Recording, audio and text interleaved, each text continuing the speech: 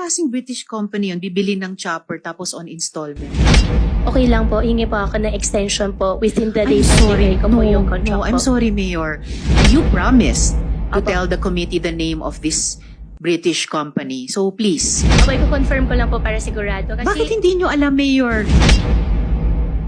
Pagkatapos nung nakaraang hearing, kumontak po kami sa CAAP. Active pa po ang registration ng chopper nyo Apo. na nasa pangalan nyo. Yes po, Your Honor. So can you explain this? Bakit sinabi nyong binenta nyo na ito samantalang lumalabas, kayo pa rin yung may-ari?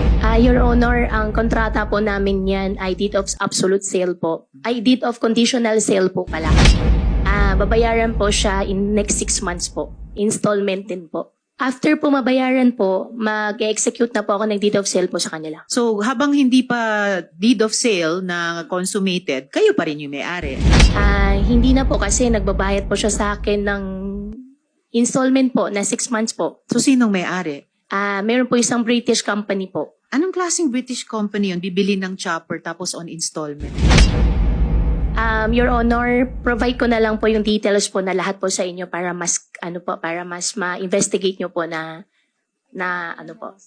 Actually, last hearing nyo pa kasi sinabi na ibinenta nyo sa British company. And Apo. last hearing nyo pa pinangako ibigay yung pangalan. So anong pangalan ng British company?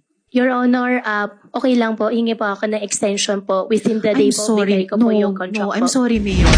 Binigyan Sige na po kayo ng ilang araw mula nung nakaraang hearing, and you promised to Apo. tell the committee the name of this British company. So please. Apo, ngayon, ano yun Yes, pala po? opo. I need the answer now. Kasi dapat hindi ganitong kahirap magtanungan ng magkatrabaho sa gobyerno. Kung facts yan, dapat na ibibigay natin sa isa't isa. Apo. Hindi yung humingi kayo ng palugit noon, ibinigay naman ng chair. Ngayon, ipa-follow up ko, hihingi na naman kayo ng palugit.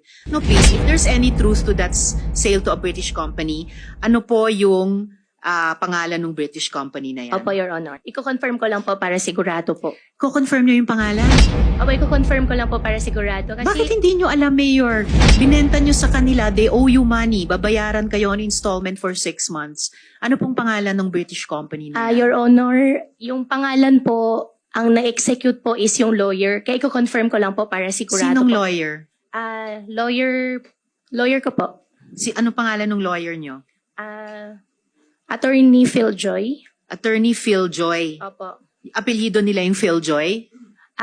Phil Joy po, Baluyot po. Baluyot. Andito ba si Attorney Baluyot? Opo, wala po. Ang pangalan po ng company po, New Summit Industries Limited po. New Summit Industries Limited. Opo.